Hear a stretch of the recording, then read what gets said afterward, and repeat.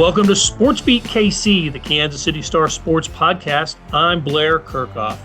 With a doubleheader sweep of the Cleveland Guardians on Monday, the Royals are one game out of first place in the AL Central, and they haven't been this close to the top this late in the season since the World Series team of 2015. It's exciting stuff. On Monday, MJ Melendez hit a 3-run homer and made an amazing catch in left field before Bobby Witt Jr. hit the go-ahead home run in a 4-3 victory in the opener. In the second game, Salvador Perez hit a pair of home runs, including a grand slam, drove in 6 as the Royals went on to complete the sweep. This after they looked terrible in dropping the final 2 games to the Phillies at the Cave. Here to talk about it all is Royals beat writer Jalen Thompson, who's in Cleveland for a couple more games, then off to Houston for 4 more. Hello, Jalen. How you doing? Hey, Blair. Doing good. How are you doing? I'm doing all right. Yeah, exciting stuff on Monday for the Royals. You are there. So let's talk about it in terms of this 20-game stretch that they're on that started last Friday against the Philadelphia Phillies. It's 20 games against teams that are either in first place in their division or are in the playoffs, as in the case of the Minnesota Twins, right? So it's 20 straight games against teams that are in the playoffs. The Royals right now are 3-2 in those games. When this stretch started, what were you thinking about the Royals and what a good kind of record would be in these 20 games? I thought if they can go 500, they had a good chance at potentially making the playoffs. You just look at the gauntlet that was on the schedule, and is on the schedule. Philadelphia Phillies, you had the Cleveland Guardians, you mentioned Houston Astros, then you got the Guardians again, then you have the Minnesota Twins, and you finish it off with the New York Yankees. That's just a tough stretch of games to go through. But in a certain way, it kind of is great that the Royals are going through this stretch because you're getting to see what this team is made of. And if you weren't convinced before, you have to be convinced now after seeing what they did on Monday night against the Guardians at Progressive Field on the road. You know, everybody makes a big deal of the splits. Well, the Royals are great at home, but on the road, they're average. Well, if you pick up 2 big wins at Progressive Field against the Guardians when you needed them, I think that just shows that this Royals team is here to compete. And that's exactly what a lot of players have said. You know, they in those games, not only did they make good plays, the Melendez catch in left field in game 1 and Salvi hitting the grand slam, his 6th career grand slam in game 2. So not only did they have big moments, they also overcame some sloppy play too. That first inning in game 2 with Dairon Blanco in right field, I'm not sure what in the world was going on there, but they showed some resiliency as well as playing, some good baseball, didn't they? Yeah, they did. And if you look at last year's team, if they got down 3-0, it was pretty much over. They were done. But for somehow, every time you think that the Royals might be done after losing and giving up 22 runs in the last 2 games against the Phillies, they come right back and they show they can play, they can win games. So it's truly something to see. And their mantra is today, and that's what they preach. And I really can see it. I mean, who would have thought you come off of a disappointing homestand against the Phillies where you're out 2 out of 3 games, and then you come back and you win 2 games in a doubleheader. And like you mentioned, you're down 3-0, and you have Paul DeJong hits a home run to get you back in it. Then Salvi steps on the gas and gives you 6 RBIs. I mean, it's really impressive to watch. It's really impressive to see. Can they keep it going? I'm not sure, but I'm not going to count them out. And also, if you look at where they are in the standings, they're, like I said, 1 game behind the Guardians in the American League Central. But in the wild card, they're like up 6 games on the Boston Red Sox for that final spot. So, I mean, they're in a good spot right now. Yeah, we kind of buried the lead. They're 1 game out of first place with, I think it's right at, as we're speaking, 30 games to go. I think they played 132, and it's a 162-game season. So 30 games left. They'd really have to go in the tank to miss the playoffs. I think the analytics have them somewhere between 75 and 80% to make the playoffs at this point.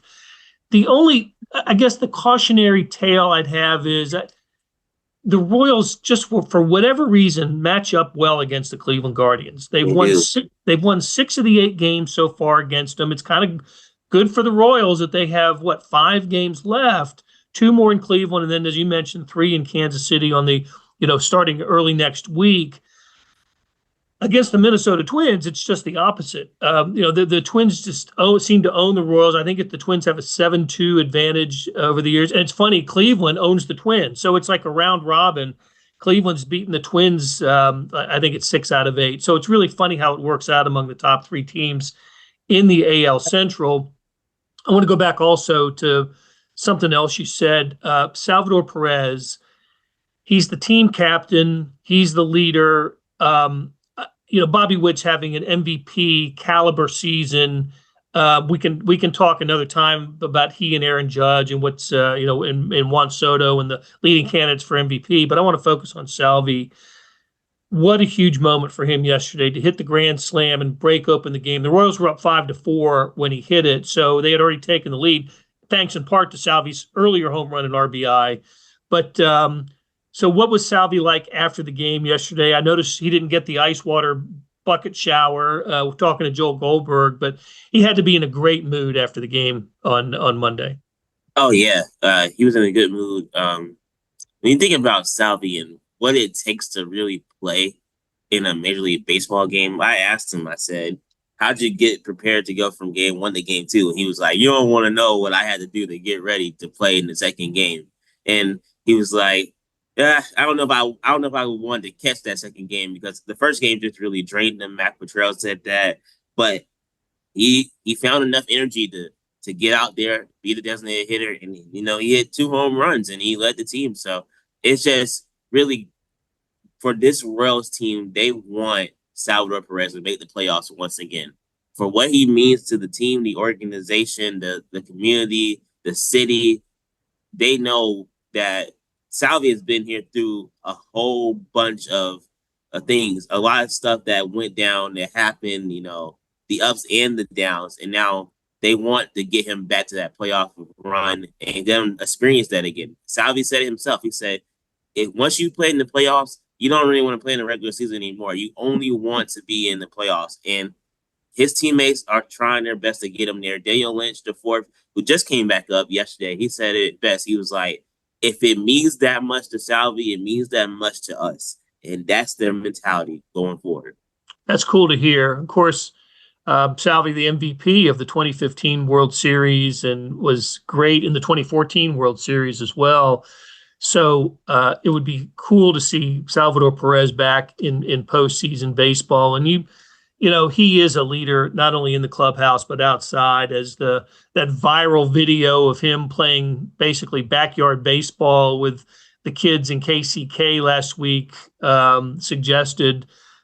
He really is the spirit of the Royals, and it's cool to see not only him doing what he's doing at this age right now and this years of experience. He's having, I think, the second best season of his career right now. He in 2019, I think was it 21? I can't remember, when he had the 48 home runs and 121 RBIs. Yeah, 21. Yeah, 21. So led the American League in both, tied for the American League in home runs and led him in RBIs. I think he's at 24 home runs now and 94 RBIs. Mm-hmm. Hitting over 280. He's having the second best offensive season of his career right now. And I think part of it is, look, he's got Vinny Pasquantino, Bobby Witt Jr. hitting in front of him. So it's a terrific lineup when you get to Salvi at 4. But he's doing his part as well. The 6 RBIs on Monday matched set a career high, right? And like I said earlier, the grand slam was the 6th of his career. That matches Frank White for the all-time lead in Royals history. He's really helping his Hall of Fame cause by having this type of season.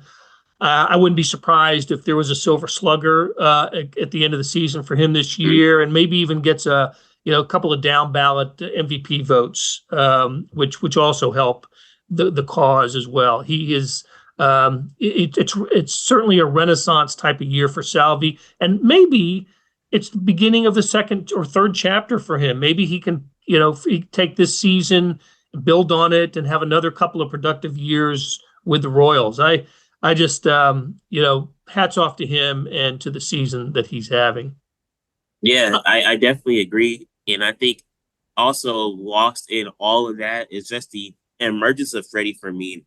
Having Freddie Fermin as a backup catcher that can come in and take a lot of those games off of Salvi, where he doesn't have to catch 7 days out the week.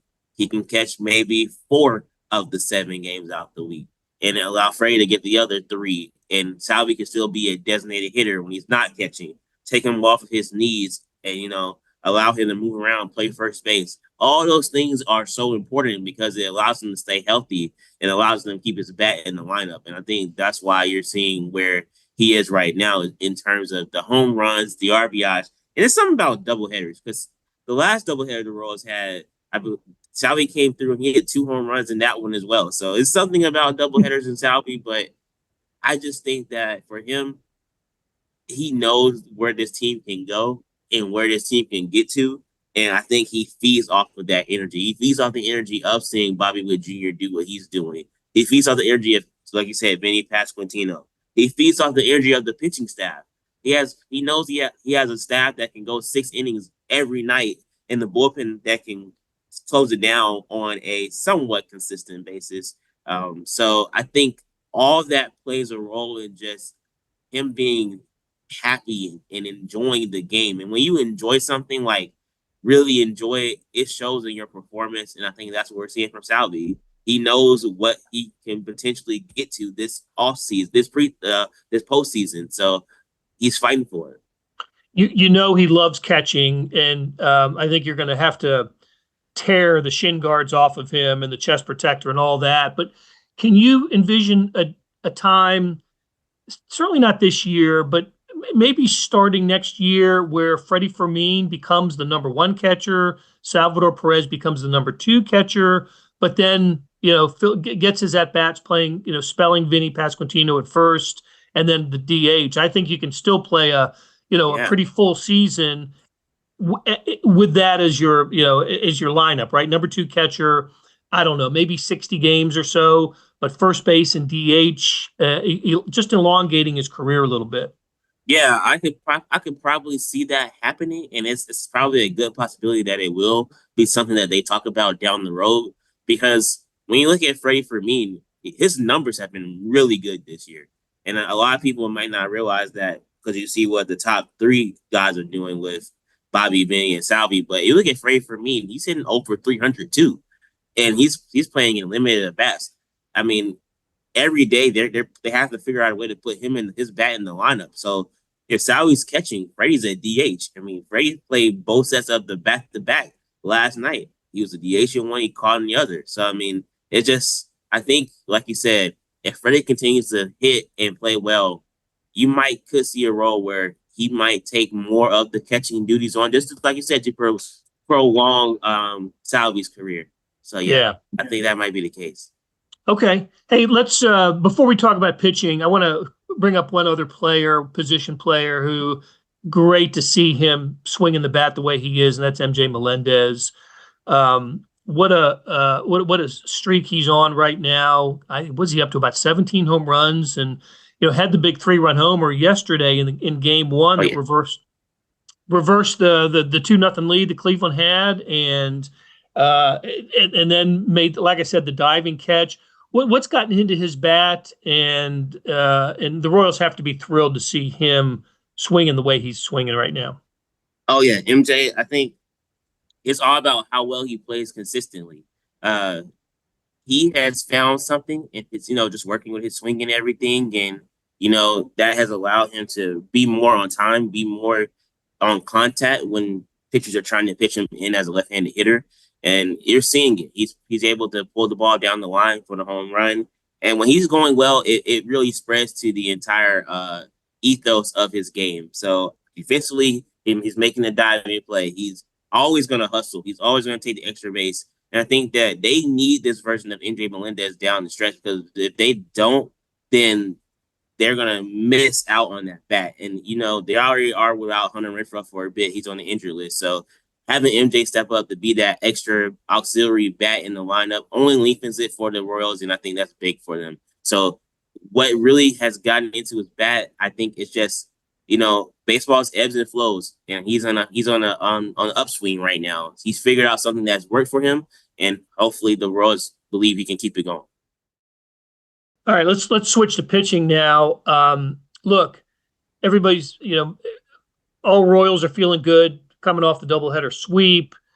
Neither starter figured into the decision with Cole Ragans leaving the game. It looked like Salvi kind of recognized that something was wrong with Ragans and motioned to the dugout, and Ragans was out after 4 1/3.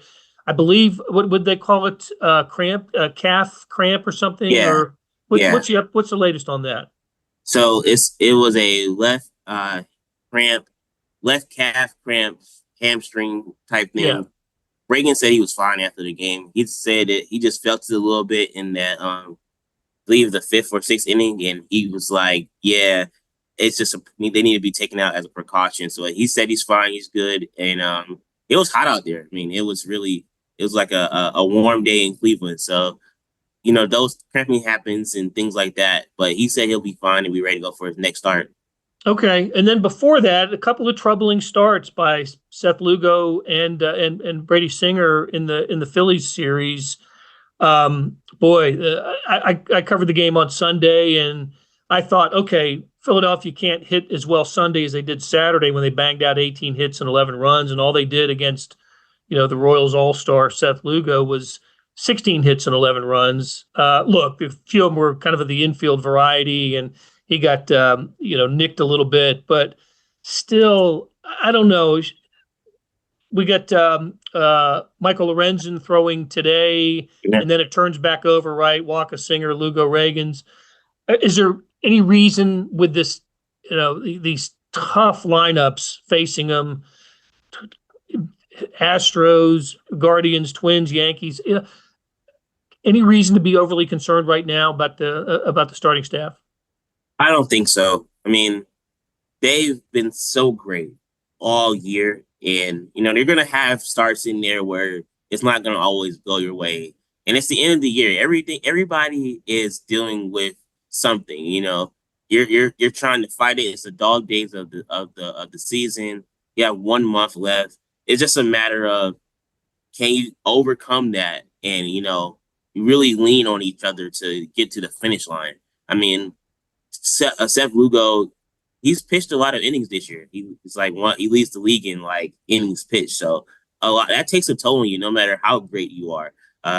Brady Singer also, he's pitching a lot. Last year, you gotta remember, he was injured for most of the down the stretch, so he didn't pitch as many innings as he normally would have. So he's trying to get back into that flow and try to get to the finish line as well. So Cole Ragans has never pitched as much as he's pitched this season. So they're using these guys a lot, and when you're going 6+ innings every single time out, you're going to get a lot of times where you might not have it. Cole said it yesterday. He said, I just felt off.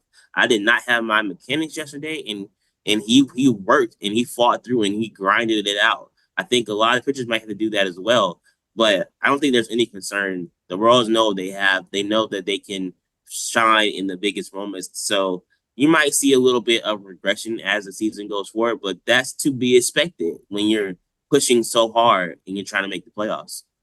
Yeah, you're right.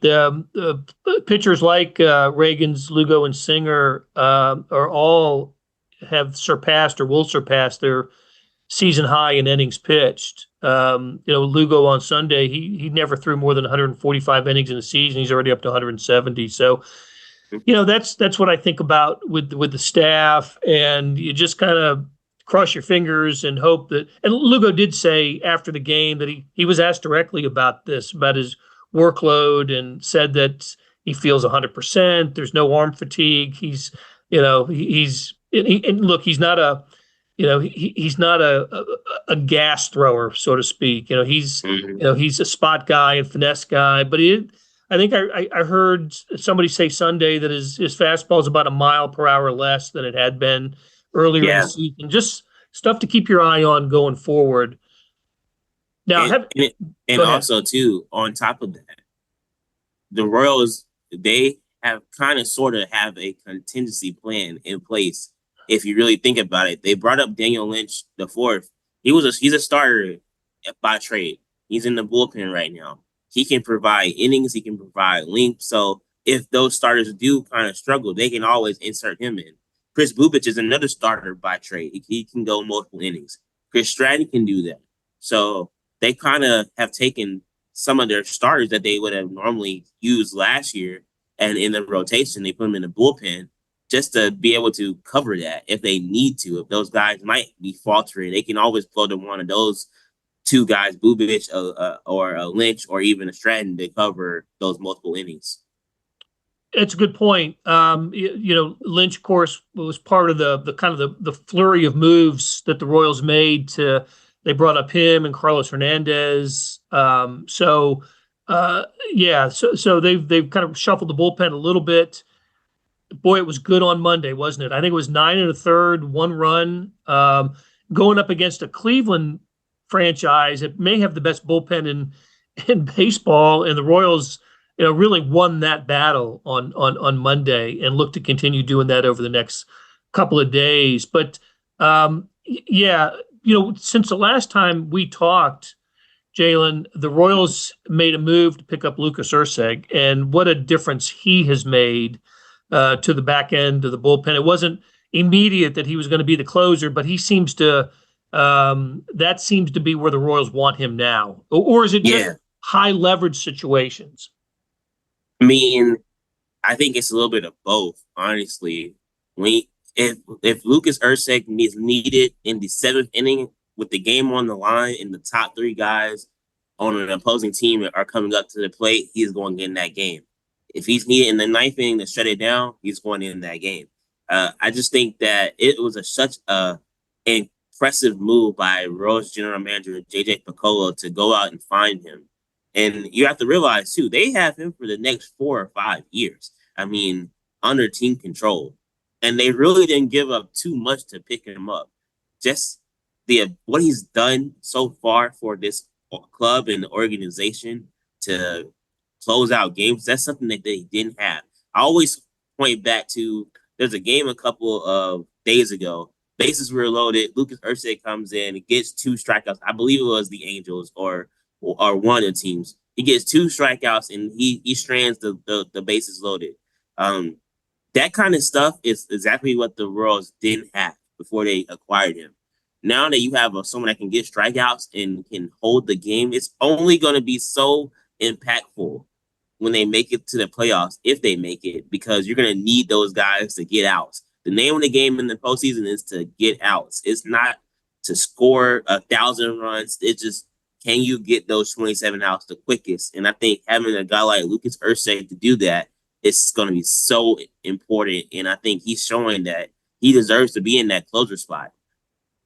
Yeah, it would remind Royals fans of the 14 and 15 seasons when they had a 3-headed monster doing it with Kelvin Herrera, Wade Davis, and of course Greg Holland, mostly in 14, but various others along the way. So, all right, one last thought here, Jalen, before we wrap it up. I don't know if we're going to be able to talk again before the end of this stretch, which concludes with 3 in New York against the Yankees.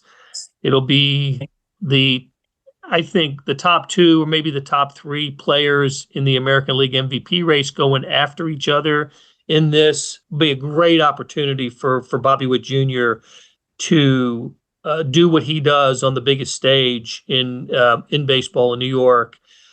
That's how, look, and I know that New York media will portray it that way. Aaron Judge, Juan Soto against Bobby Witt Jr. Yeah. How should we think about that particular series? I know the Yankees slapped the Royals around when they played them in Kansas City earlier this year. I think the Royals ended up eking out the 4th game to avoid being swept by the Yankees. I remember, I want to say that Michael Garcia had a big hit in the 9th inning of that game, maybe a walk-off. But how about just a little preview of Royals Yankees coming up? It's everything that you would want to see if you're a Royals fan. You have an upstart Royals team that's going against the machine, which what I like to call the New York Yankees.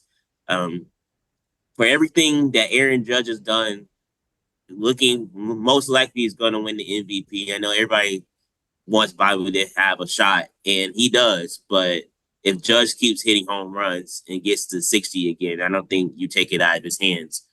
I think for Bobby Witt Jr., it's another chance for him to show, like, hey, I'm next. I'm next in line. I think the Royals have that chance to show the same thing. If you go in New York and you take 2 out of 3 against the Yankees, that's impressive. That's probably more worth its weight in gold than any sweep that you can get against AL Central divisional opponent or anything like that, because it's wide open. That's the reality of this right now. The American League is wide open. The Royals are only like 3 or 4 games back up the number 1 seed. If they can beat a team like the Yankees in the regular season, that gives them confidence to know that if they do make it to the postseason and they have to match up again against them, they can get the job done. We already seen what they can do against the Guardians. We've seen what they can do against the Astros. We've seen what they can do against the Orioles. They split with them. The Yankees are a team that is really the last one left to really watch out for. If they can get past that frontier and show that they can play with those guys, who knows what this postseason run could be like. Really looking forward to it. Okay. Great conversation as always, Jalen. Thanks a lot. That'll do it for this episode. Thanks to our producer, Randy Mason, for putting together the show, and to our SportsBeat KC staff of Monty Davis, Jeff Rosen, and Scott Chasen. Tip of the cap to Royals beat writer Jalen Thompson for sharing his insights, and thank you for listening. Let us know what you thought of the show by leaving a rating and review, and we'll be back soon with another SportsBeat KC, where we talk sports in and around Kansas City.